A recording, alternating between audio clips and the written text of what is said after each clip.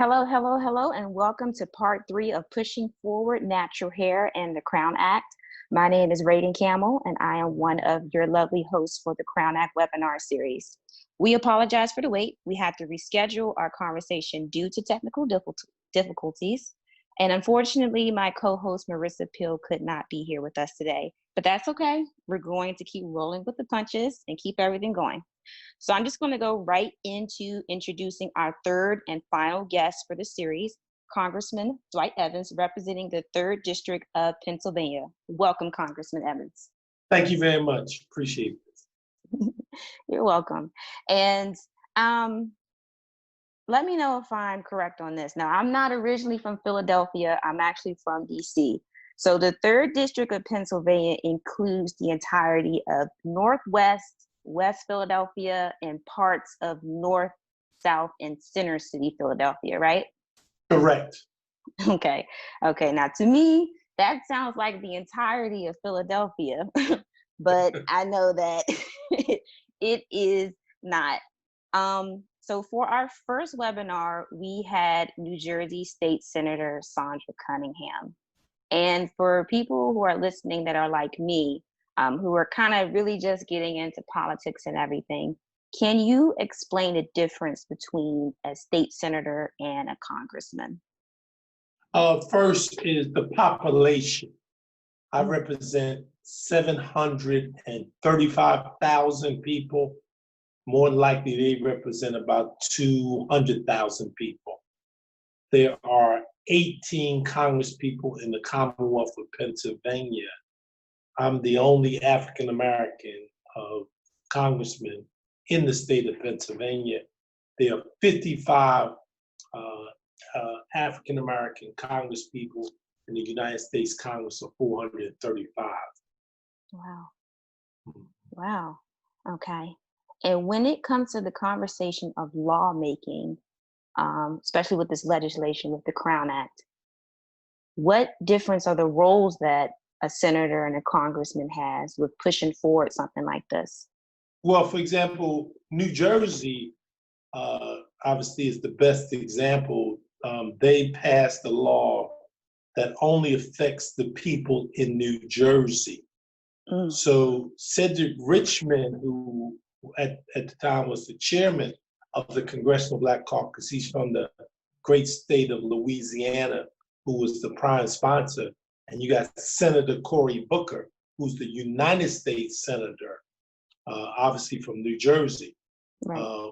So we want to take theoretically what New Jersey did and ensure all across the entire United States, all 50 states, that it is a national law.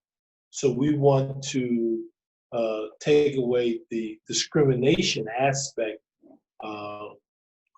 relating to the Crown law, right, that basically makes sure that every state has this as a law, because we believe it is discriminatory and we want to make it a national policy. Right. And for those of you who are just checking in with us on this webinar, the Crown Act is an acronym for Creating a Respectful and Open World for Natural Hair. It's a law that prohibits discrimination based on hairstyle and hair texture, even protective hairstyles. California Senator Holly J. Mitchell is the first to introduce and name the bill back in January 2019. So we'll get right into specific Crown Act questions about you, sir. Can you walk us through the day that you introduced the Crown Act to Congress? And what was your motivation behind advocating and supporting it? Well, I really joined the chairman of the Congressional Black Caucus, Cedric Richmond from Louisiana. It was a discussion among the Congressional Black Caucus. Karen Bass, who's from California, is now the chairperson of the Congressional Black Caucus. And as I said to you, 55 members.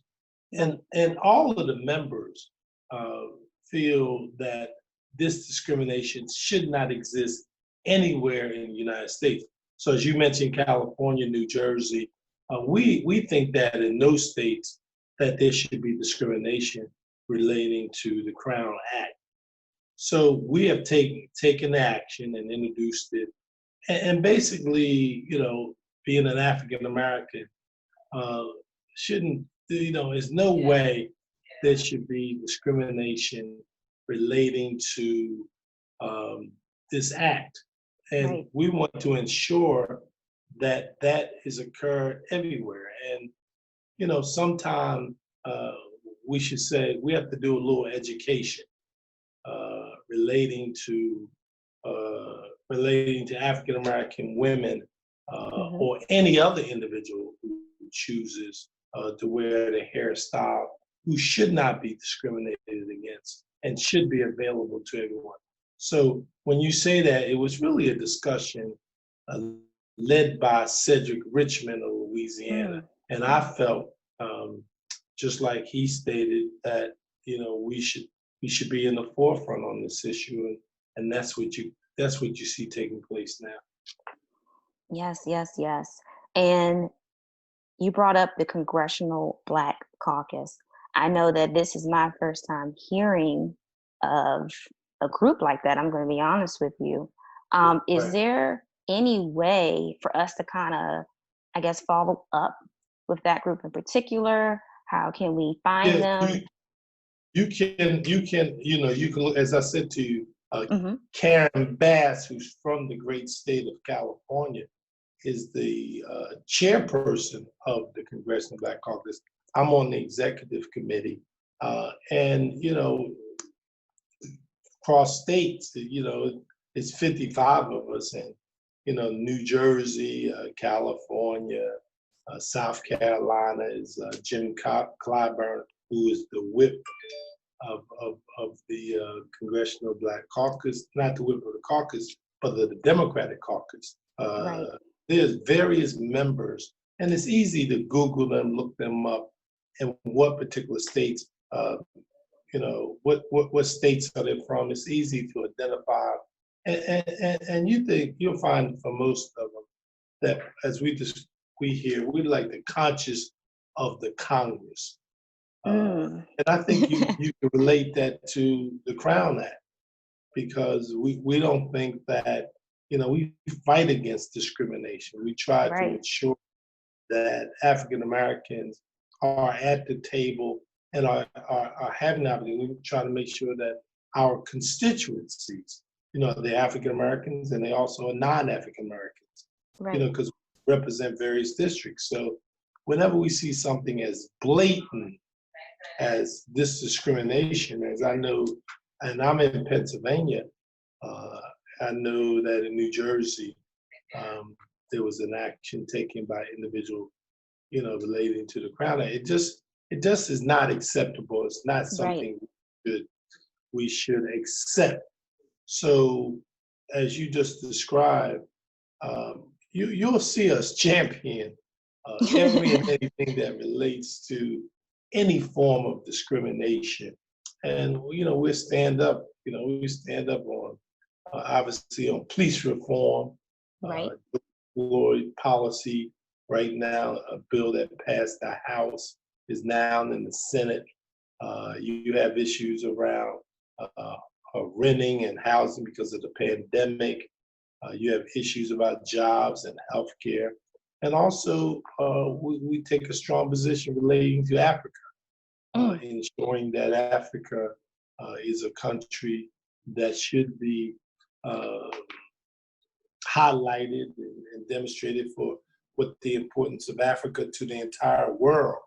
Right. But in addition to Africa, there's things that occur in other countries that we are very much concerned with.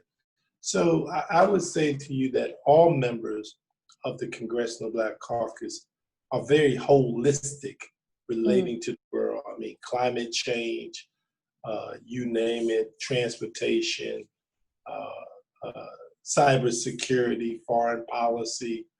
We have a lot of members who are very much in tune to all the issues. Now, I appreciate the opportunity you have given me to come just to talk to you as one of those 55 proud members who are Yes. part of the Congressional Black Caucus and who wears that badge proudly. And I feel very honored to have this opportunity to represent a district in the city of Philadelphia as well as the Commonwealth of Pennsylvania, and to be a part of the Congressional Black Caucus.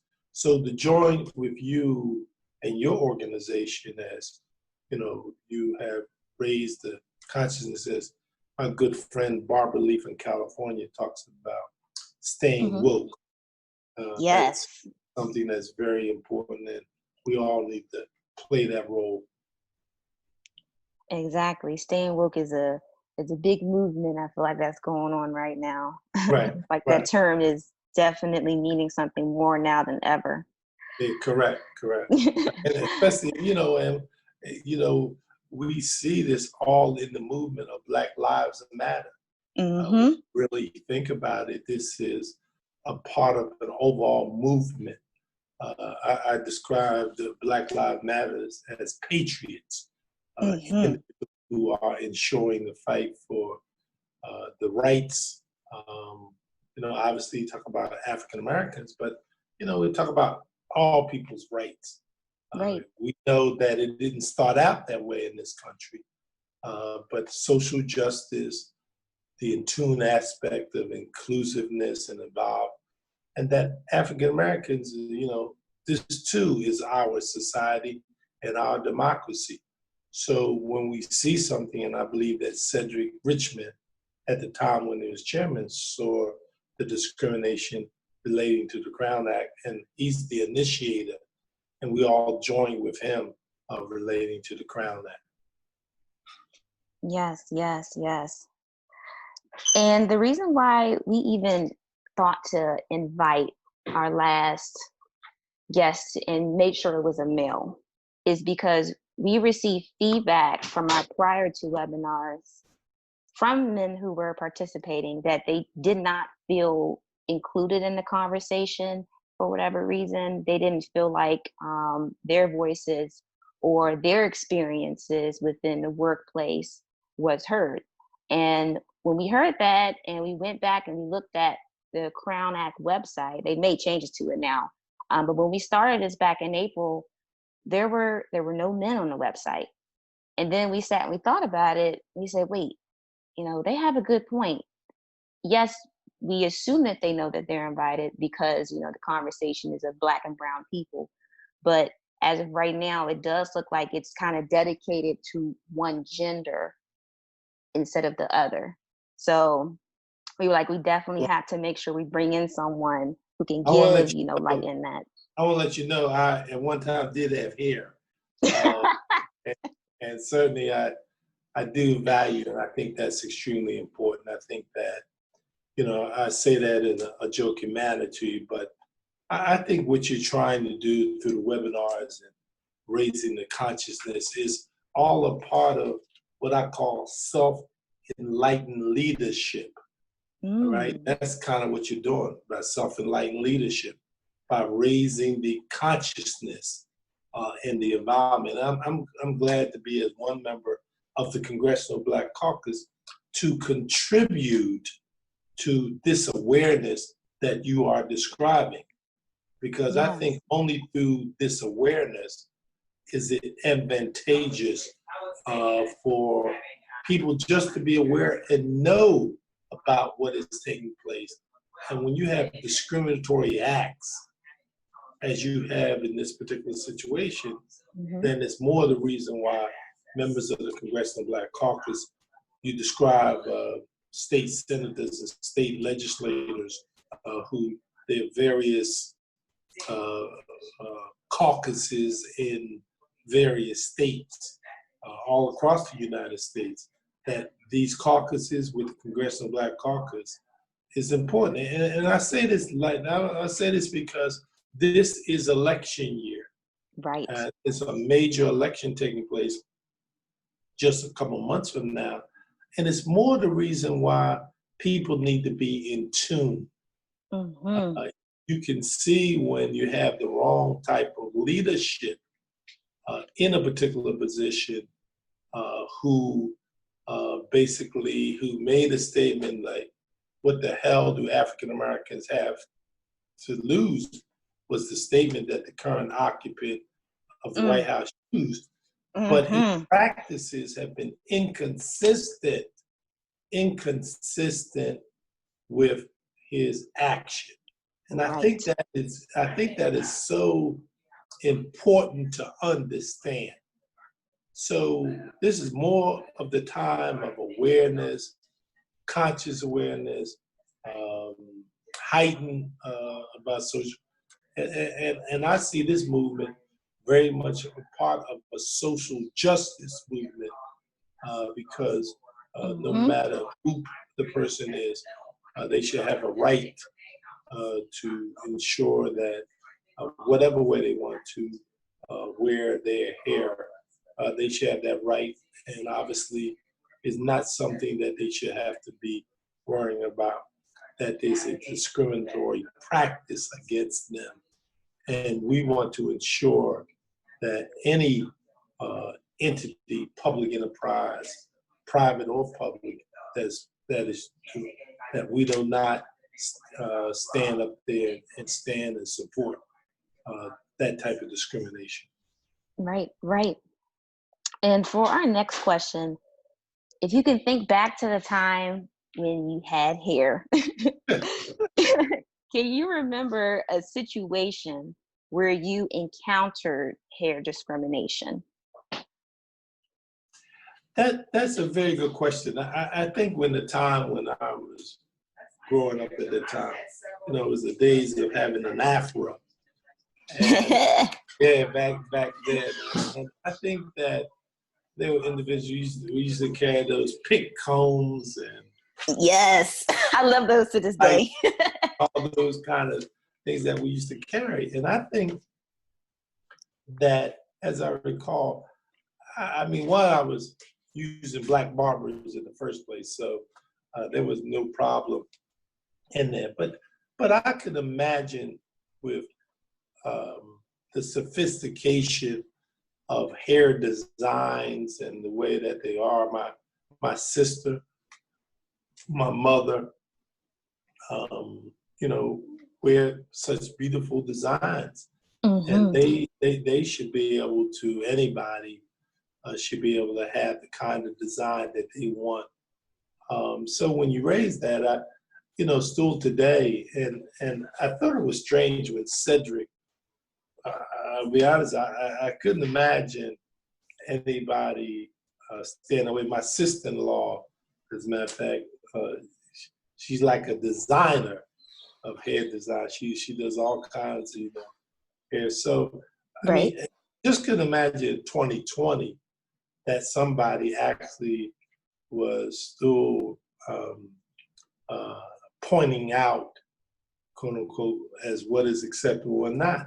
And I think I think y'all did some awareness for us. When I say us, those of us in public office, in the Mm. federal government at the state level, that we couldn't believe it. So I think that that's what caught our attention, and is the reason why this bill was introduced, strictly on the basis of you asking that question. I don't think you could ever believe that someone would, in 2020, Yep.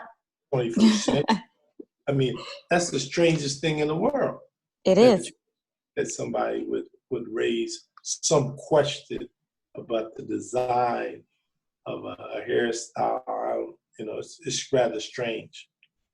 Or even question, your capabilities at a job based on the design of your hairstyle. Correct. Um, when there is no no type of correlation between, how your hair is represented and the work that you can do. So yes. But that's the same thing. I mean, that's something that was rather shocking Mm-hmm. that had existed, and it just shows you more the reason why the Congressional Black Caucus is desperately needed. Right. You would think like, okay, it's not somebody who would think like that, but it is every single day. Out Mm-hmm. we have to. That gets back to the point where I said to you about self-enlightened leadership and stay woke. You have to constantly, Frederick Douglass said, agitate, agitate, agitate, and Mm-hmm. you have to stay constant and vigilant. You have to stay constant and vigilant regarding the challenges you face today about forms of discrimination, and this is a blatant form of discrimination, and though others may not think it would be, I think that's why it has risen to the level of the national level. Though some individual states have taken a position, we want to make sure every state um, doesn't have any kind of prevention that exists. Right, right. So before the webinar, leading up to it, we did some promotional pieces with some very well-known local Philadelphia barbers. And one thing they had in common is they discuss the pressures that they themselves have felt and some of their clients, you know, when they're out looking for jobs, they feel as well with always keeping a clean cut hair. So the next question is, did you feel the need to always have your hair cut or to uphold a certain grooming standards as a male growing up? That's a very good question. I always liked to have my hair cut. I mean, Right. well, that was just, I always liked that. That was, if any pressure it was the pressure. I just liked a neat haircut. That was the Right. way I liked it. Yeah, that wasn't because of a job or even that was because of how myself. That's a question of a choice of individual. But that was just me. Since you asked that kind of question, and it wasn't relating to anybody else. It's Right. just that I enjoyed that haircut. I enjoyed, the barbershop is obviously a place, like the beauty salon is a place that, that you go and you mingle and you connect to people. Right. So for me, that was the one place that I felt the congregation, the discussions that are necessary and taking place within the community. And the conversation was always much more than just about haircuts and things of that nature. It was about different kinds of subject matters that may take place within your community or what's going on within your life. So the shop was, as we call it, was much more than just about the haircut you receive or what would happen to you now. Obviously you got some advice that people provided. I really enjoyed it immensely, personally, because I knew all the various barbers very well personally, and I Right. was a frequent. And I'm the vice chair of the small business committee, and Mm, barbers like hair salons are extremely important to our economy. They're like right. a backbone when you think about it. It's a great entrepreneurship opportunity. I'm a strong supporter of them, what they do and how they function in business. Yes, yes. And just to dive off a little bit, I know my mom is probably about tired of me saying this every webinar. But me growing up and my sister, was always the pressure to have a relaxer because, as a female wearing your natural hair just was not a thing. When she grew up, it wasn't something that was acceptable. So obviously, bringing us up with that same idea that natural hair is just not something that you wear within the workplace. So the Crown Act really became important to me when I decided that I was not going to get relaxers anymore. And I ran into a lot of questions of why and how I started to wear my hair next. And that transition phase of going from a relaxer to natural hair. Marissa, she is a natural hairstylist. So she herself has, she's run into clients who kind of have that, they're kind of weighing, okay, do I go into work starting my dreadlocks, going through my dreadlock journey, or going with, like what you were saying, the afro, or do I just kind of not even deal with, the questions of why and how, by going in with, something that there might be a little bit more used to, something that's along the lines of European standards when it comes to hair and how it's represented in the office. So that feedback that we got back from some of them was eye-opening to us, because obviously I'm not a man. So I never thought of any type of pressure other than if they were wearing dreadlocks, that a man could experience pertaining to work or anything else. I think, look, you raise a very legitimate discussion. And I think obviously that is a growth, particularly in the African-American community. Right. You may remember a movie done by Chris Rock called Hair. Yes, I like that movie. And the cost, the whole beauty industry is huge, So there is no question that obviously as a people, that's been an issue of a transition. You can see it, Right. Like in non-African American communities, you see it more and more. So you're beginning to see more of a recognition.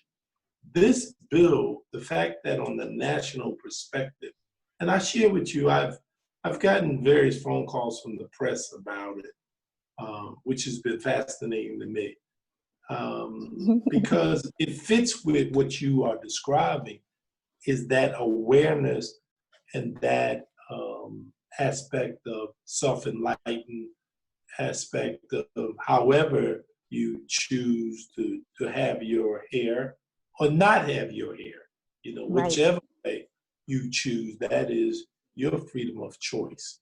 That's the very fundamental issue. And I mean, obviously see a lot of very beautiful Black women with the aspect of however, from a natural standpoint, as you describe it. So I think that's more of an internal growth, a societal challenge. Right. I would say don't worry about that. They just do your own thing, whatever makes you feel comfortable. And that's why I think it is so important about this act, to show and up that, that's why we proudly, the Congressional Black Caucus, take this responsibility on. And I'm not apologetic about it. Right. Who wants to interview me and talk to me about it? I'm glad that I'm one of the sponsors on the bill. And, the fact that you have people like myself who look like you in the United States Congress, and to champion the aspect of the Crown Act, and don't apologize or back off from it. So I appreciate you calling me or just engaging me to have this dialogue and discussion, to help to show your audience that you have that there is someone, one of 55 who is in Congress and who is fighting to ensure that there's protection. So no individual, particularly African Americans, have to shy away from being a naturalist. Right. And you touched on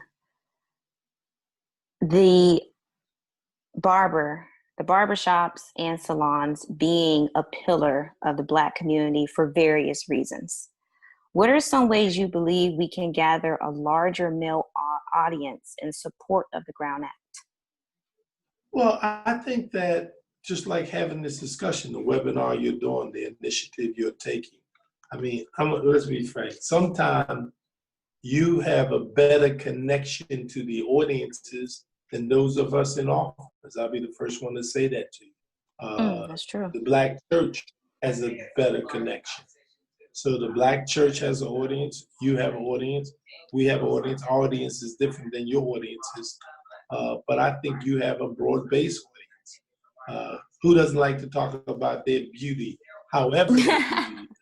Right. So, I mean, I think you could do some things through social media, using the social platforms that again, that those in public office we may not connect to. And I'll be the first one to say that to you. Mm.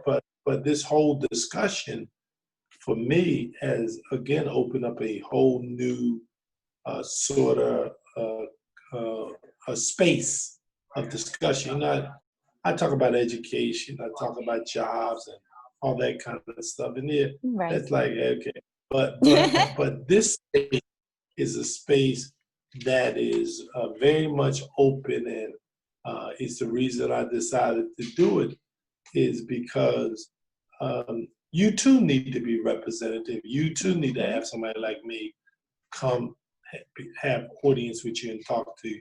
And it's important to do that. And I don't see that as lightly. I mean, while you talk, you may have given me an idea on something that we're working on in Washington, just to get into the aspect of exposing around, you know, the Crown Act and what it means. This is a multi-billion-dollar industry. Mm-hmm. It's all around the world, Right. not just limited to Philadelphia or Washington or New Jersey. It's around the world. Exactly. I mean, you think about it. So you have just, you know, touched a little nerve as I'm listening and talking to you about sometimes the consciousness is not raised about it. Mm-hmm. And when I'm saying consciousness, I'm talking about the styling aspect, and that's what you're talking about. But I'm also talking about the entrepreneurship opportunities. You know, that too is something that, you know, because like I said, you connect to a whole different audience. And you yourself admitted, well, you know, you wasn't too familiar with the Congressional Black Caucus. And Right. I finish, you now will know about us. And I understand. I mean, I understand that you may not be connected because, like, I don't do what you do and you don't do what I do. But the fact of that giving you this awareness that we are here was part of the role I wanted to play by coming to talk to this audience. Right. Right. And we definitely thank you for talking to us. No problem at Now, all. yeah. Now, after every webinar, or close to the end of every webinar, we kind of give an updated list of all the states that have passed, denied, and that are also in limbo with the Crown Act. I'm just going to go down that list real quickly. Sure. So the list of states that have passed it so far are Washington, Colorado, New York, Maryland, Virginia, and the city of Cincinnati. The list of states that have denied it so far are Oregon, Arizona, Kentucky, West Virginia, Minnesota, Wisconsin, Connecticut, Illinois, Kansas, Missouri, Louisiana, Alabama, South Carolina, and Florida. And the list of states that are in limbo, meaning that it's been filed, but it is still being in review, is Michigan, Ohio, Pennsylvania, Nebraska, Tennessee, Georgia, and Massachusetts. Now, if we have any listeners that are in states where the act has been denied, are there any any actions that they can take to possibly appeal it? Well, the answer is always yes. And you appeal it through a couple ways. You organize grassroots. You communicate to your membership in various states. So there's two ways to do it. And you've done pretty well in terms of state coverage. You're moving pretty well. So, you know, you're moving the states and you're moving at the national level. So Right. you're kind of trying to hit it from both sides. Look, Right. it takes an effort because you're trying to raise the consciousness. And I'm hoping I'm contributing to it by Yes. raising the consciousness and saying that the Congressional Black Caucus is on board with it. So what we want to do is pass it in Washington, make it a national law, And then basically that's one way to drive it, and then you drive it through the individual states. But this conversation is probably much more far-reaching than you can imagine, because the conversation is what sends the message. And for all of you Exactly. who are out there, you your various platforms, social platforms that you use those platforms to find ways to be a part of a movement. And that's the way you got to approach it. You really have to approach it that way. And I encourage you to keep using whatever tools that are necessary to raise the consciousness. Yes, yes. And for those of you that are listening, you also have the option to sign the petition for the Crown Act, and you will find that at thecrownact.com. That link will also be shared in the description for this video below. And before I let you go, Congressman Evans, can you tell the people how we can connect with you on social media, your website? And after this conversation, I want to know if you will ever be running for president, because you will be a great candidate. No, thank you. No, thank you. I will not. That's not me. I'm on a Twitter account, Representative Dwight Evans. So give me through Twitter. It's easy through my website. You get my website, you get Twitter account. I do Facebook. I'm on all. Forgive me not having all those things off the top of my head, but at the end of the day, it's easy to get in touch with me. I encourage you to tweet me, send messages. I would greatly appreciate this. Randy's my contact person, so he does all of that kind of things.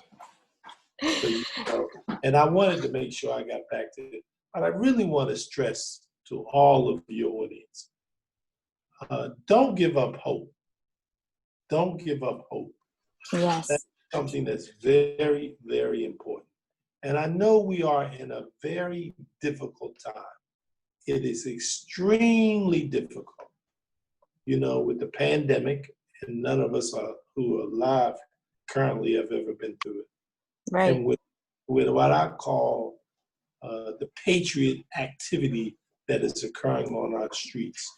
And when I describe it as patriots, they are individuals who are voicing their opinion. They have a right to voice their opinion. So even as tough as it may be and as difficult as it may be, what you're doing here is something why you should never give up, and you should keep fighting this fight, because you will never know who will take up your challenge until you start it. Yes. Yes, I agree with you on that.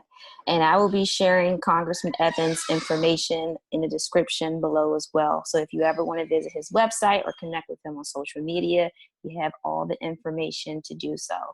Thank you again, Congressman Evans, for checking in with us. I really enjoyed it. I'm glad you did. I'm really glad that you did. I'm glad you were able to reschedule with us as well. And if the Black Caucus has any type of events, we will be more than happy to attend. Thank you very much. You're welcome. Have a great evening. Thank you. Bye-bye. Bye.